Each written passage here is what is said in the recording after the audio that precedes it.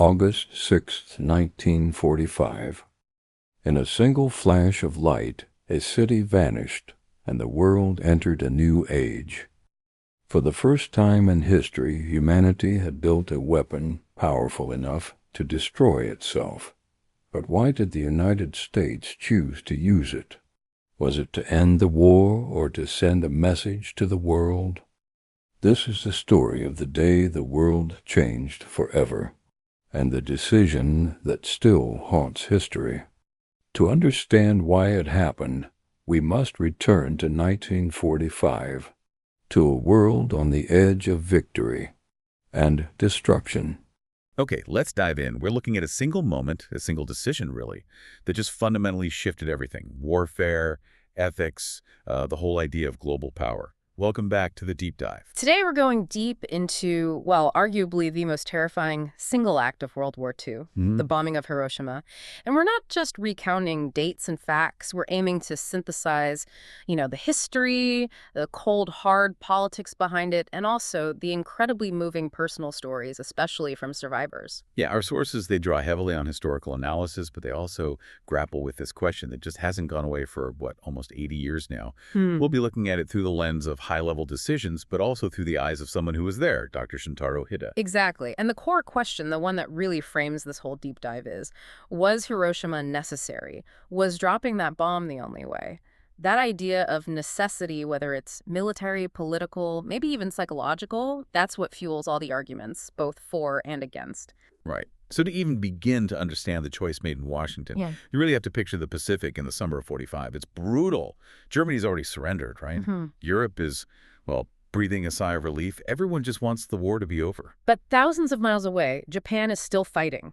And not just fighting, but fighting with this incredible, almost fanatical determination. Even though they're isolated, facing overwhelming odds, the resistance isn't fading. If anything, it's intensifying. It's becoming, suicidal. And the way they were fighting was different, wasn't it? It was total war, like truly total. The sources talk a lot about the kamikaze flyers, suicide missions as standard practice. Exactly. Pilots deliberately crashing planes into ships. It wasn't just a defensive tactic. It was a fundamental strategy, a cultural commitment, almost, to self-destruction for a military goal. It's hard for us to grasp, I think. Absolutely. And meanwhile, the U.S. forces are inching closer to Japan's main islands. But it's this bloody, island-by-island slog. Think Iwo Jima, Okinawa, places where surrender just wasn't an option for the Japanese soldiers. It was fight to the death, man against man, in really vicious close combat. And those battles, Okinawa especially, were previews of what an invasion of the homeland would look like. The closer the Americans got, the fiercer the resistance became. It was a terrible calculus. So when the U.S. military planners started crunching the numbers for Operation Downfall, that was the plan for invading Japan itself, the projections were just horrifying. They knew Japan was gearing up for this decisive battle. Yeah, the expected casualties were astronomical. I mean, truly catastrophic. Some estimates were talking hundreds of thousands of American casualties, maybe 400,000 just to secure the beaches, and potentially millions overall if you count both sides and the prolonged fighting expected across the islands. The assumption was Japan would fight literally to the last man, woman, and child. And it wasn't just an assumption based on military resistance, was it? The sources point out the total mobilization of the entire Japanese population. That's right. It wasn't just the Imperial Army. Everyone was being prepared to fight. The whole nation was being turned into a defensive line. And this is where Dr. Hida's testimony comes in, right? Yeah. He was working at the military hospital in Hiroshima, a key city, militarily speaking. But his job, it went way beyond just being a doctor. It really did. It's quite chilling. He wasn't just treating wounded soldiers. Part of his duties, as described in the sources, included training other medics, people whose job is fundamentally to heal, training them to become suicide attackers. Training medics to be suicide bombers. Yes, specifically teaching them, and other civilians too, how to strap explosives to themselves and detonate them near an enemy tank or a group of soldiers. The idea was everyone contributes, even if it means self-immolation. Wow. That level of commitment, that readiness for self-destruction across the population. Yeah. It really underscores why the U.S. leadership felt, rightly or wrongly, that maybe only something truly shocking, something overwhelming, could break that will and avoid the bloodbath of an invasion. The stage was set for an unimaginable tragedy one way or another. So while all this is unfolding in the Pacific, this desperate, grinding conflict, Something else is happening half a world away. 10,000 kilometers, in fact. July 16th, 1945. In the New Mexico desert, the Trinity test. The first atomic bomb is successfully detonated. And that test, Trinity, it wasn't just a scientific breakthrough, was it? It instantly became a massive factor in global politics, like overnight. Absolutely. The very next day, literally the day after they confirmed the test worked, the leaders of the Big Three, the U.S., Great Britain, and the Soviet Union, they gather in Potsdam near Berlin. They're there to sort out post-war Germany, but also, crucially, how to end the war with Japan. And you can almost pinpoint the change in President Truman, can't you? The sources suggest he arrived at Potsdam, maybe a little uncertain, but once he got that secret message confirming Trinity was a success, his whole demeanor changed. Suddenly, he had an ace up his sleeve nobody else had. He really did. And, that confidence was probably needed because the wartime alliance was already starting to fray. Badly. The sources are clear. The cracks between the West and the Soviet Union were becoming very obvious at Potsdam. The seeds of the Cold War were already being sown right there. It wasn't just about dividing Germany anymore. It was about who was going to dominate the post-war world. Stalin was consolidating control in Eastern Europe, and the U.S. definitely saw the Soviets as the next big challenge, the next rival. So the bomb, it became more than just a weapon to use against Japan. Oh, absolutely. For the U.S., it became this ultimate bargaining chip, a symbol of power. The American claim to being the world power was really tied up in having this unique, devastating capability. It meant they could potentially dictate terms in a way no one else could. So the demonstration aspect was key. It wasn't just about ending the war faster. It was about showing American superiority, sending a very clear message, especially to Stalin and the Soviets. Look what we have. Look what we can do. Precisely. It was a power play on a global stage. The first major move, you could argue, in the Cold War struggle that would define the next half-century. And the speed of it all really hammers that home, doesn't it? Yeah. You said the components were shipping out just hours after the test was confirmed. 2 hours. That's the detail from the sources. Just 2 hours after they knew it worked, the core components of the bomb were loaded onto a ship leaving San Francisco. Wow. That's almost instantaneous. No hesitation. None. Destination, Tinian Island, near Japan, the launch point. That kind of readiness, that immediate jump to deployment, it strongly suggests the decision wasn't just if it worked, but that it would be used if it worked. And used in a way that would make a statement to the entire world, especially Moscow. Okay, let's shift focus back to Japan, and specifically to Hiroshima. Why Hiroshima? Well, on paper, it made military sense, right? It was a major military hub, headquarters of the Japanese Second Army. Yes, that army was designated as a key part of the defense plan against the expected American invasion. So targeting their command and control structure, militarily, that's a logical step. A preemptive strike, essentially. But then there's this really unsettling detail that the sources highlight, this preservation anomaly, you called it. The fact that Hiroshima, unlike so many other major Japanese cities, hadn't been heavily bombed before. Exactly. On the night of August 5th, the night before the attack, life in Hiroshima was relatively normal, considering it was wartime. People were unaware that their city had been deliberately spared the intense firebombing raids that had flattened large parts of Tokyo, Osaka, and other industrial centers. Spared why, though? Well, the chilling conclusion drawn from the historical analysis is that the U.S. military wanted a clean target. They wanted to measure the full impact of this new weapon. The blast, the heat, the radiation on an intact city. Hiroshima was, in a tragic sense, the ideal laboratory. That's deeply disturbing. To think of a city being preserved specifically to maximize the observable destruction of a new weapon. It is, and it creates this stark contrast with the ordinary human lives being lived out in the city, completely oblivious. Like Dr. Hida's story from that very evening, August 5th. Right, he mentions just, having drinks with colleagues, a moment of relaxation, winding down after work, just a normal evening, unaware that their world was about to end. And his survival, it hinges on something completely mundane, a medical emergency outside the city. In the middle of the night, this old man shows up on a bicycle. He's desperate. His granddaughter has heat stroke, needs a doctor urgently. And Hida was the only one available. Apparently so. All the other doctors were either at the front or assigned elsewhere. So Hida says, even though it was late and he admits he was still very drunk, he knew he had to go. Duty called. So he gets on the back of the bicycle. Right. No cars available, presumably. He climbs onto the back, and the old man pedals him out of Hiroshima towards his village several kilometers away. That simple act, responding to that call for help, took him outside the blast radius. He puts it very simply. In this way, I survived. Just pure chance. Oh. Responding to a child's heat stroke saves him from, well, from the apocalypse. It really brings home the fragility of life in that moment, the sheer randomness of who lived and who died. And it put him in this unique position, didn't it? Instead of being vaporized or caught in the immediate firestorm, he's outside the city, able to witness what happens next from a distance. So the morning of August 6, 1945, routine morning exercises for thousands of soldiers in Hiroshima, and then high above, the single B-29 bomber, the Enola Gay, appears with its 2 escorts. Commanded by Colonel Paul Tibbets, carrying Little Boy.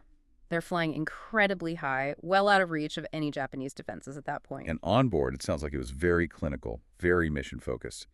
Tibbets gives the order for the final approach, tells the crew, okay, we are starting the approach, put on your safety goggles. Just like that. Meanwhile, Dr. Hida, now outside the city, he has this clear view across the valley. He sees the plane, describes it as small, like a silver droplet. He knows it's American because of the altitude.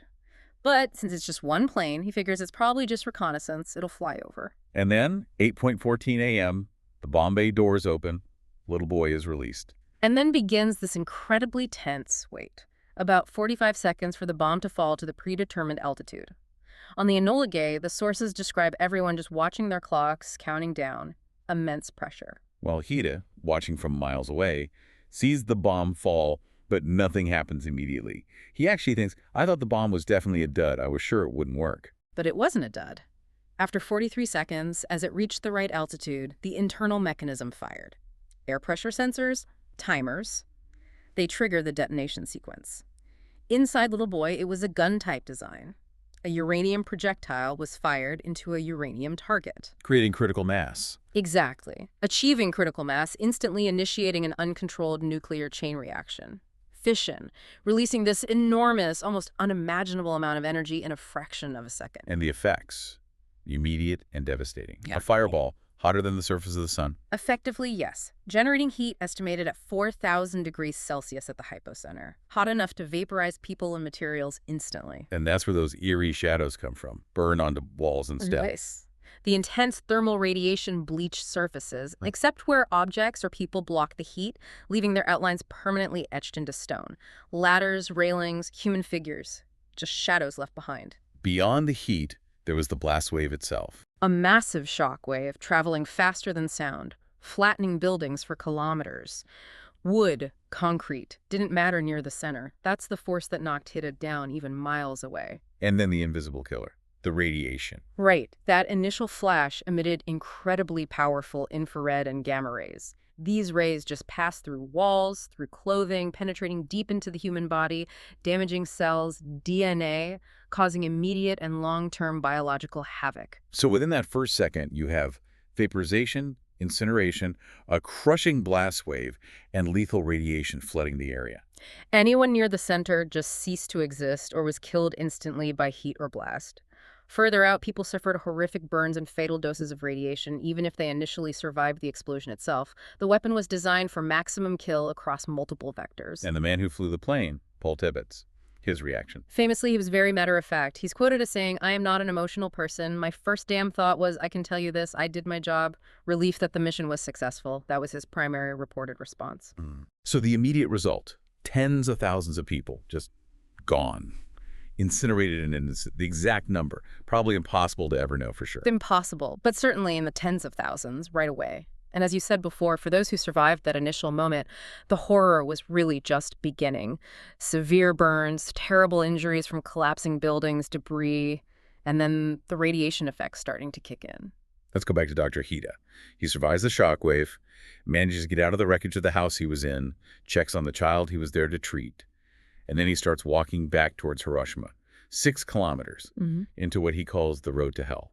And it's on that journey that he encounters sights that are just beyond comprehension. The sources give this incredibly graphic, haunting description of the first person he meets about 3 kilometers out.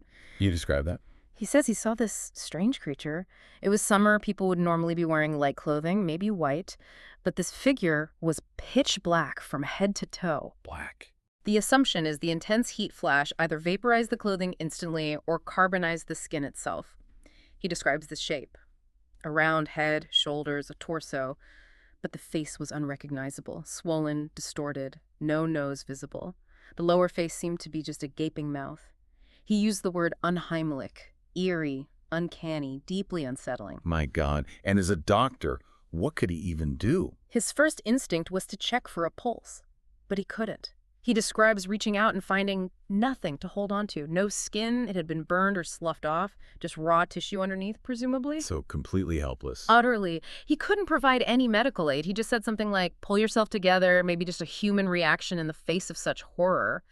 The person apparently shivered, having managed to walk 3 kilometers in that state, and then just died right there in front of him. That was the first death he'd have witnessed that day. A first of many, presumably. And it just highlights the absolute uniqueness of this weapon's effects, doesn't it? Yep. It wasn't just killing. It was mutilating, transforming people into something unrecognizable, something unheimlich.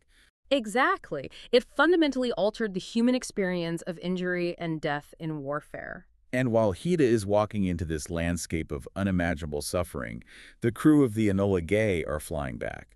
What were they thinking? According to the accounts, they were relieved, successful. The discussion on the return flight, reportedly, was centered on the idea that this single bomb meant the war was now over, that their mission had achieved its ultimate objective, a total disconnect from the reality unfolding on the ground below. But the war wasn't instantly over, was it? Despite Hiroshima, despite the scale of the destruction, Japan didn't immediately surrender. No, they didn't. And that's a really crucial point in this whole debate about necessity. 3 full days went by after Hiroshima, and the Japanese leadership still hadn't capitulated unconditionally. This delay definitely complicated the narrative that the bomb was the single decisive blow needed. So what did the U.S. do? They proceeded with the plan for the second bomb. Another one was already assembled on Tinian Island. And 3 days after Hiroshima, on August 9th, it was dropped in the city of Nagasaki, with similarly devastating results. Tens of thousands more killed instantly. The speed of that second attack. Yeah. It seems incredibly fast. Was there even enough time for the Japanese government to fully grasp what had happened in Hiroshima and react? That's a major point of contention among historians. Could a few more days, maybe a week, have allowed diplomatic channels or internal debate within Japan to lead to surrender without a second bomb? We don't know. But the U.S. moved very quickly. And after Nagasaki, President Truman addressed the world, didn't he? He gave the official justification. Yes, he went on the radio, and he was very careful in his framing. He made a point of stating that the first bomb hit Hiroshima, which he specifically labeled a military base. That was important for the public perception, framing it as a legitimate military strike. And then he issued a threat. A clear threat. He said if Japan didn't surrender now, the U.S. would continue dropping these bombs, targeting their industrial centers. He even urged Japanese civilians to evacuate those cities immediately to save themselves. And the core reason he gave for using the bombs in the first place. The primary justification, the one that became the standard explanation, was to shorten the agony of war, to save the lives of thousands and thousands of young Americans. Essentially presenting it as a terrible but necessary choice to avoid the even greater bloodshed predicted for the invasion of Japan. A trade-off. Japanese lives now versus potentially more American, and Japanese lives later. Okay, so that's the public justification. Military necessity, saving lives. But you mentioned earlier the geopolitical angle, the message to the Soviets. How does that fit in, especially with Nagasaki? Well, that's where the narrative gets more complex. The sources strongly suggest that while saving American lives was the stated goal, the second bombing in particular also served as another emphatic demonstration of power directed at the Soviet Union. So using the second bomb so quickly wasn't just about forcing Japan's surrender, but also about making sure Stalin really understood the power the U.S. now wielded, reinforcing the message. It strongly suggests a dual purpose. 1, military, break Japan's will to fight. 2, political, solidify America's position as the dominant superpower in the emerging Cold War standoff.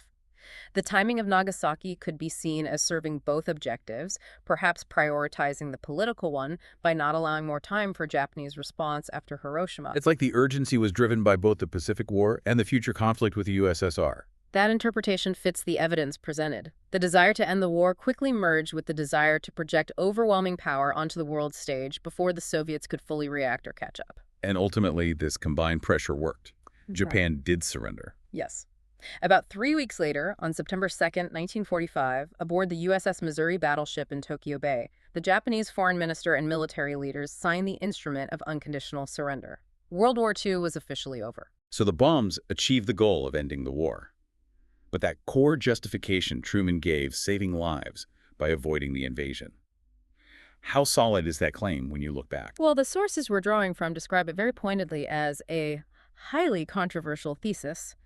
Meros umstritten these, as the German source puts it, more than controversial, because calculating lives saved is incredibly difficult, and it often minimizes the actual horrific cost paid by the victims. And that cost wasn't just the immediate deaths, horrific as they were. No. We talked about the tens of thousands killed instantly in Hiroshima. Estimates often settle around 70,000 or more right away. But the sources emphasize that roughly the same number of people died in the following months and years from the after effects. The death toll essentially doubled over time. Doubled. From radiation sickness and related illnesses. Primarily, yes. This became the unique, deadly legacy of the atomic bomb. Survivors endured decades of suffering. Radiation sickness wasn't like a normal injury. It was this insidious, long-term assault on the body. Can you describe what that meant for people? What is radiation sickness in that context? It's essentially the body breaking down at a cellular level due to radiation damage to DNA. People suffered from chronic fatigue, hair loss, internal bleeding, a severely weakened immune system, making them prone to infections, and a dramatically increased risk of developing cancers, especially leukemia, often years down the line. It was a slow, agonizing way to die for many. And the people who designed the bomb, the scientists, did they know this would happen? The sources indicate they were aware that nuclear fission produced dangerous radiation. They knew about radiation burns and sickness, in theory, but the sheer scale and the prolonged nature of the suffering that unfolded in Hiroshima and Nagasaki, that seemed to shock everyone, including some of the scientists involved. The real-world effects were more horrifying than perhaps anticipated. And how did the U.S. react to this unfolding humanitarian disaster after the war? This is another really dark chapter, according to the sources. The U.S. military and government moved quickly to control the narrative and, interestingly, to study the effects. The bombed cities, particularly Hiroshima, were treated almost as the source calls it a giant field of research under real conditions. A research lab built on human suffering. That's chilling. It is. It involved establishing the Atomic Bomb Casualty Commission, which conducted extensive studies on the survivors, tracking their health problems, the genetic effects, the cancer rates, invaluable scientific data, undoubtedly. But was this data shared openly? Were the stories of the survivors told? That's the other side of it. For decades, there was active suppression. Images showing the true horror of the burns and the effects of radiation sickness were kept from the public, classified by the U.S. government. The detailed findings of the medical research were also largely kept under wraps, not widely disseminated. Why? Why suppress information that seems so crucial for understanding the consequences? It seems it was about controlling the perception of the bomb. The official narrative was that it was a necessary military tool that ended the war decisively. Showing the grotesque, long-term suffering would have complicated that narrative immensely. It would have highlighted the indiscriminate, uniquely cruel nature of the weapon, potentially undermining public support and America's moral standing. Knowledge was gathered, but the visual and human truth was managed. So, a paradox. Study the effects intensely, but hide the reality from the world. A deep paradox. Yet, ironically, the very horror that was suppressed might be what ultimately created the nuclear taboo. The sheer devastation of Hiroshima and Nagasaki, even partially understood, has served as this powerful deterrent. No nation has used atomic weapons in conflict since 1945. That fear, that memory, has, in a strange way, enforced a kind of terrible peace among the nuclear powers. We're circling back to those fundamental questions, aren't we? We really are. Was the bomb the only way to force Japan's surrender without that bloody invasion? Was it the lesser of two evils, saving more lives than it cost in the long run? Or was the primary driver the desire to demonstrate American power to the Soviet Union, essentially using Japan as the proving ground for the Cold War? And considering the choice of an untouched city, the speed of the second bombing, the subsequent research and suppression, was it, at some level, a horrific experiment carried out under the justification of military necessity? Was it truly necessary or just expedient? It leaves us with so much to weigh, and maybe a final thought for everyone listening. Considering that suppression, the fact that the images and the full research data were locked away for so long, how did that deliberate control of information shape not just the memory of Hiroshima, but the entire nuclear age that followed? The need to know the weapon's effects seemed to be in direct conflict with the need to control its image. That tension between knowledge and control feels like it defined much of the Cold War and maybe still echoes today.